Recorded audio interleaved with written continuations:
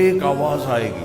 اور اللہ ساری کائنات کو توڑ دے گا، زمین پھر آسمان پھر دوسرا پھر تیسرا پھر چوتھا پھر پانچواں پھر چھٹا پھر ساتواں، فَلْيَمُتْ جِبْرِيلُ وَمِيكَائِيلُ، جبرائیل میکائیل کو مار دو، تو اللہ کا عرش سفارش کرے گا یا اللہ تیرے پرانے خدمتگار ان کو تو بچا لے، تو اللہ فرمائیں گے اسکت فقد كتبت الموت على من کان تحت عرشی، خاموش ہو جاؤ، میرے عرش کے نیچے سب کے لیے موت ہے، اگر میں کسی کو ہمیشہ زندہ رکھتا تو اپنے محبوب کو زندہ رکھتا، میں نے اس کو بھی اٹھا لیا۔ جب اللہ سب کو موت دے دے گا تو پھر زمین آسمان کو جھٹکا دے گا، کہے گا انا الملک، میں ہوں بادشاہ۔ پھر اللہ تعالیٰ کہے گا لمن الملک اليوم، آج کون ہے بادشاہ؟